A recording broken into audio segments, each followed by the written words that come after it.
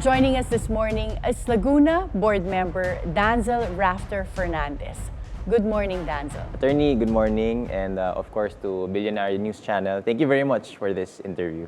Okay, so to get to know you better, we'll start by showing pictures in our LED and give us a brief description of what first comes to your mind. Okay. Oh, of course, my father, the current congressman of the Lone District of Santa Rosa. So he's really been a big talk as of recent because, of course, the Quad Committee in Congress right now. So, yeah. You really look very similar. But does your dad also inspire you to be a politician? Yes, a lot of people really tell me that we look similar, but mostly my mother. I look more like my mother. But my dad is, of course, a part of my journey as a young politician, and he was really there to inspire me to take part in this profession. And from what we researched, you were born in the same year that your father entered politics. Yes, Is more that or accurate? less. Yeah, I think So- he was around 31 years old when he was a 31. board member in the province of Laguna, in Santa Cruz, actually. And what was it like growing up with a politician for a father?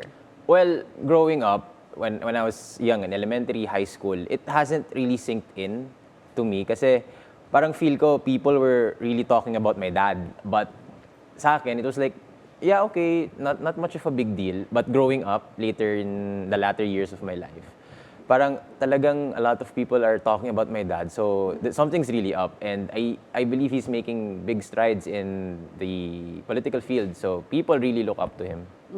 And was he too busy for you Well, at some point? Yeah, at some point, yeah, my dad has been out a lot because, yung public service naman, it's like a 24/7 job. You have to be there for the people, ready to serve, ready to help. And most of the time, he was really out there. But luckily, no, yung mom ko, she was also there. He has been a great support to me and my younger brother and sister. It seems like your dad is matapang, like during the Quadcom hearings. Is he the same at No, home? actually, no eh. Palabiro din naman yan si Papa at home. And while he has this persona in Congress, because what you're really fighting is the rights of the people, the rights of each and every kababayans natin dito sa Pilipinas. So at home, he's this loving and friendly father sa amin. If you were to say one trait that you inherited from your dad, what would it be? I think it's that he is a firm person. Talagang if he stands by something, he really goes with it. And same with me, na if I stand by something, paninindigan ko na po yun. Okay, next picture. Yes, my mom. Yeah, I'm trying to see now. Do you look like him? I guess mixed ng parents na talaga. But Yeah. a lot of people are really telling me na, uy, Danzel, mas kamukha mo mami mo. Kasi every time na tumitingin po ako sa mga old pictures ng mom ko when she was younger, parang I really see myself. So, a lot of people are saying, wow, your mom parang hindi siya tumanda. She looks really young. And siguro, talagang pag sinasabi ko po yun sa mom ko, she really takes it as a compliment because she's really happy to hear that. And lalo na, she always says that, lalo na po sa akin, kamukha niya daw ako. So, ayaw niya na kamukha daw po ako ni Kong Dan, yung father ko. And how does your mom support your political career? Well, while my mom is not really a person who's, involved in politics, she never laid her hands on, our affairs. But she's all supportive. Talagang in every aspect of my life, she's always been there. Maging sports yan or all of my hobbies, she's always there to support me and my siblings. So, talagang ever since I ran the 2022 elections, she was also there. Talagang And supporting she all the never way. told you, wag ka na mag-politics. Actually, may ganun nga kasi natatakot siya for me and talagang sabi niya, baka madalas wala na daw po ako sa bahay because I'm out there serving the people. But sometimes it's a calling to really help and she couldn't, and at the end of the day, she couldn't stop me if I really wanted to serve the people. Okay, let's look at the next picture. Ayan. My younger sibling. So, yung pangalawa po namin, si Dana, here on the right, and si Daniel, my younger brother. So, both of them are in college. So, I don't see them as people na who would also enter yung kung saan ako ngayon sa politics. Because They for don't one, want to enter politics? totally different ang personality nila from me and my dad. Kasi ako, I'm really an outgoing person. I'm really okay with talking to people and conversing with them. Yung mga siblings kong yan, parang it's hard to strike a conversation with them. Mas introvert sila eh. But then again, you never know what the tide would take us. So they could traverse the same path as I did. But sa ngayon, they're just enjoying life. They're just enjoying their college life. So no pressures naman sa kanila. But they're good. Mabait sila na mga kapatid. Would you say your parents have a favorite? Who among you would be the favorite? Siguro ako, kasi ako yung... I don't know kung ako po talaga. And you're the one speaking here. Pero yeah, siguro, I don't wanna say kung may favorite po sila. But then again, I think I could say na talagang natutubukan ako ng parents ko. Really, yung competitive drive nila na inherit ko. So I'm really a person who's always striving for success. Who never settles for less. So talagang laging... if I can do the best possible action, yun talaga gagawin ko. And you're the eldest? Yes, I'm the eldest. Next picture. Okay. So this was the Metro Manila Film Festival back in 2018 where I had the opportunity to take part in this film together, of course, with some known celebrities like si Jerome Ponce, Richie Rivero, Michelle Vito Marquez, and etc. Sila Criseris and sila... John Estrada. Yeah, John Estrada and everyone. It also says introducing Danzel Fernandez. Yes, so this is your first movie? Yes, this was my first movie. So I had an opportunity to join this. So sabi ko, sige, this is once in a lifetime. Kasi knowing my parents, both of them were in showbiz. And they met each other in showbiz. So sabi ko, sige, try ko lang. But eto naman, it wasn't, my parents weren't pressuring me into it. So talagang it's in my own decision that I would try this out. And na-enjoy ko naman po siya. But even after this opportunity, I really enjoyed, the camaraderie with the other co-actors and yung set. Everyone was really friendly, even if it was my first time in a film set. But talagang after that, na-realize ko, this is nice and all. Parang hindi siya yung calling ko. It's not like giving me this feeling that I would really want to pursue this. So that was in 2018, yes, and you didn't want to stay in showbiz. Yes, kasi at that time I was really focused in my studies. In 2018, I think I was 20, 21, 22. And I was still in college. I was taking up AB Psychology and BS Business Management in De La Salle University, Manila. And at that time, I was really focused in finishing my studies. So I didn't want to sidetrack my education. And after that, you preferred politics. Yes. Would you ever go back to showbiz? No, I actually didn't think about going back into showbiz. Although I do content and stuff, so I make videos online, which started out in the pandemic. So it wasn't really, I didn't have a thinking of entering into showbiz. Okay, next picture. So yeah, speaking of content, here. So you have a lot of followers. Yes. And, so what made you become a content creator? Okay, actually, making content somehow started back in 2017 where vlogging and everything was on the rise. So I tried my hand at it back in 2017 when I was gifted a Canon camera. Then I stopped for some reason. So for the next 3 years, pandemic came, 2019, 2020. So most of us, we were stuck at home, nothing to do.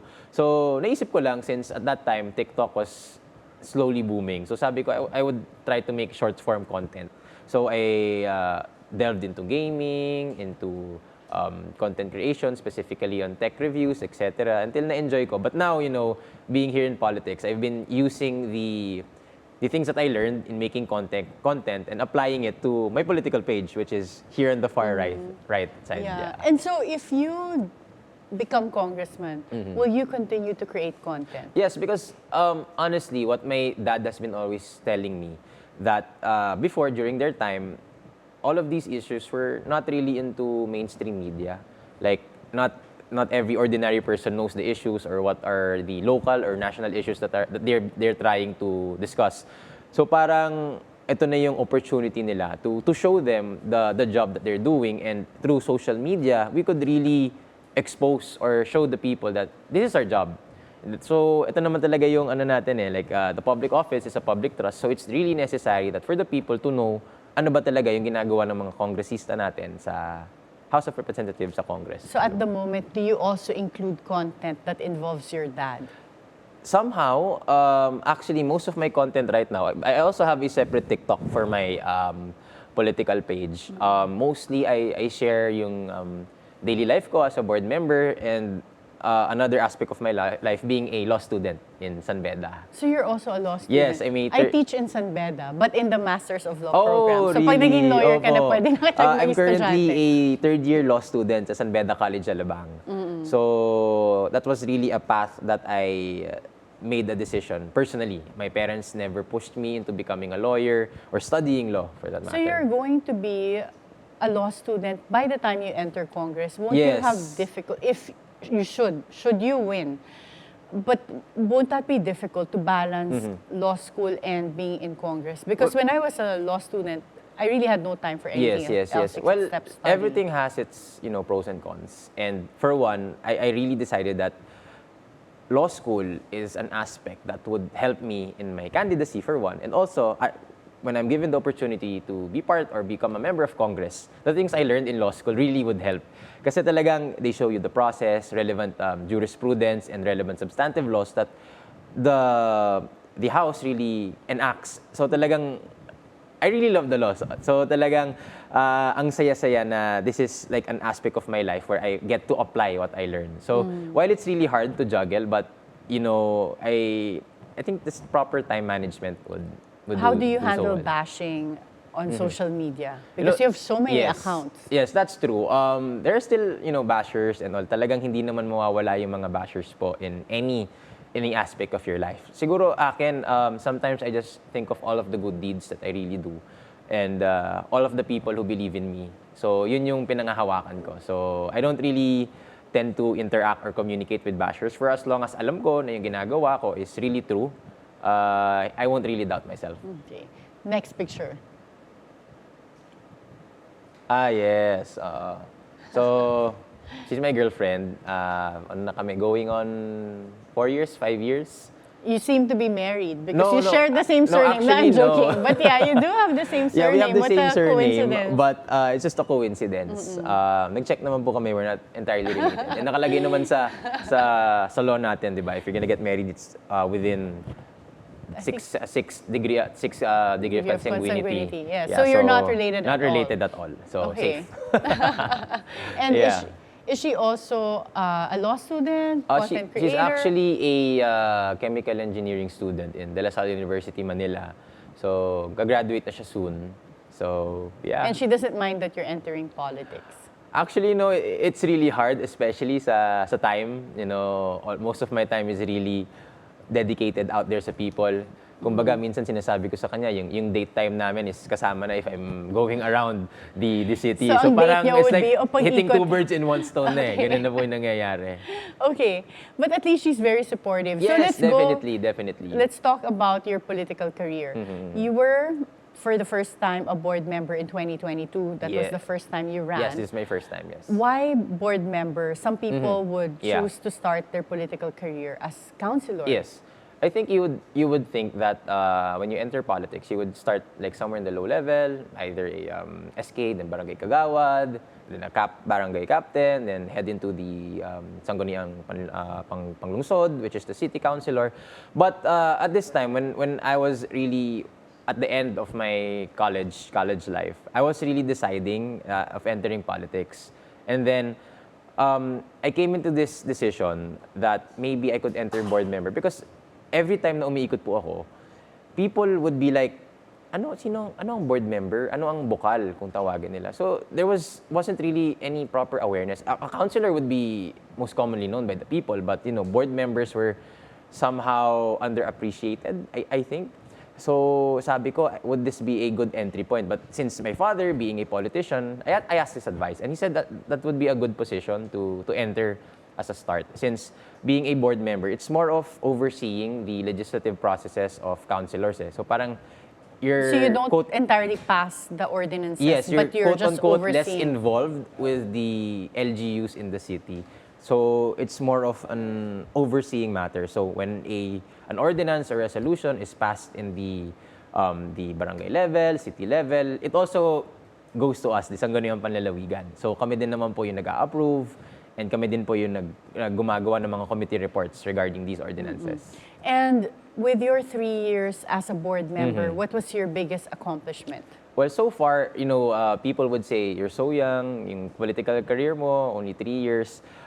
So far, my biggest accomplishment is establishing really a flagship program, yung namin, yung feeding program namin, what we call the Mobile Kusina. So talagang umiikot kami sa iba't ibang barangays in Santa Rosa, Binyan, and San Pedro, where we share yung mga pagkain sa mga kabataan. Next naman is yung mga financial assistance programs that talagang nabibigay namin sa mga kababayan po namin. Kasi in our city, one of the biggest concerns is health.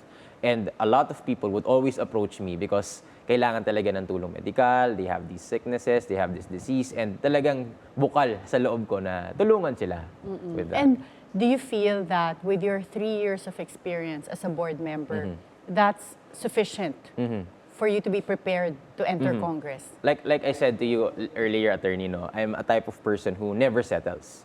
While I do have the experience, I believe that I could still get more experience as I enter Congress. And talagang, I'm the type of person who just never sits still. I would always want to continually improve myself. But with regards to experience, I would say I would have the qualifications, I have the experience to really enter into this field. For one, like I said, I'm a law student, and my experience in studying the law would really be a great leap for me, especially since the nuances in the law are studying different cases, studying different jurisprudence. Really talagang pag nagbabasa ako, I could see myself like my dad who's in committee hearings na nagdi-discuss ng mga issues and applying the law. It's really a good bonus. But you've seen the demands of that job with your father. Yes. With law school, your classes are going to be also every day. It will really clash in terms of your schedule. So how do you plan to do that? Well, or are you going to take a leave from law school, especially with the bar exam? Yes. Another thing that well, requires actually, preparation. buti na lang po that the school where I'm studying right now, it's very lenient. It accepts, they accept part-time students. So for the longest time, I've been doing part-time, so less units. So namamanage ko naman in night classes and studying and everything. It's all about time management. And talagang, I'm not really in a rush to take the bar exams. So I'd really take my time in studying the relevant laws, the relevant subjects, and by the time na siguro I'm at the mid or end siguro, if I'm given the opportunity to become a House member, I might be taking the bar then eventually. So all in time. And your father is finishing 3 terms as a congressman? No, actually, this is his, I believe, second term. Second term pa Yeah, na. so he jumped straight into the governor position. So he's running for governor, and you're going to be running in the same district, meaning ikaw yung magte-take ng place niya sa Congress. Ako po yung magte-take ng place niya sa Congress as the legislative representative of Santa Rosa City.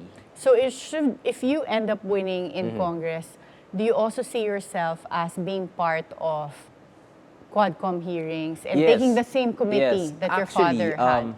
This is gonna be a bit of a lengthy discussion because me and my dad, my father, Congressman Dan Fernandez, every time he's in the Quadcom hearing, even prior to the Quadcom hearing, we've been having discussions already of the relevant issues and topics that he's been discussing, from Meralco, the Pogos, extrajudicial killings. We also have the police or the alleged anomalies in our uniformed men. So he's been discussing, kami nag-uusap, especially dun sa issue with Meralco, yung WACC or yung weighted average cost of capital, wherein yung WACC kasi, yun yung ginagamit ng mga distributors and yung ating transmitters, yung WACC as the basis for their rate of returns, yung mga investments nila. Ngayon, yung ina-argue dito is, Meralco has been for the longest time having this high WACC. So ano ba ang implication if you have high WACC or high weighted average cost of capital? So meaning high WACC would translate to higher costs or a higher burden sa mga consumers natin. While yung implication naman nun sa mga distributors or yung transmitters, which is yung NGCP and yung Meralco, for example, and other electrical cooperatives or yung mga local LGUs, higher WACC would generate kumbaga more investment sa kanila so they could reinvest those funds dun sa business. Kumbaga more profits, in short. So ngayon, yung pinaglalaban ng dad ko na dapat mababa. For the longest time, it's been for 14.97% from 2011 to 2015 up to present. And dapat yung level niya nasa 8 to 9%. So if in fact na yun yung mangyayari, talagang bilyong piso ang maibabalik sa mga mamayang Pilipino. So that's really one of the advocacies Yes. you're looking at doing if you get into Congress. Oh, kasi think of this, na even during the pandemic or early 2016, 2017, we've been using the high WACC rate. So talagang madaming pera ang nawala sa ating mga kapwa Pilipino. Dahil doon, marami po sa kanila nagbabayad ng mataas na electric bill. And as we all know, here in the country, talagang there's a great divide. No? Madami talaga na sa marginalized sector who couldn't really afford yung basic needs nila and necessities. So it's really hard enough that we have, high rates that these Filipino people have the burden to pay. So among other things, that's really one of your advocacies, to bring down electricity rates for people. Well, of course, apart naman yung, actually, ang gusto ko din, of course, is makontinue yung pinaglalaban ng dad ko. Apart from the Meralco, we have the Pogos. We also have the extrajudicial killings, which is really violative of our rights. Alam niya naman po, bilang abogado, so talagang yan yung future na gusto ko maging. And talagang, in the topic of EJ case, we talk about the Bill of Rights, the rights of the individuals to the right to their life, liberty, property, and due process of law.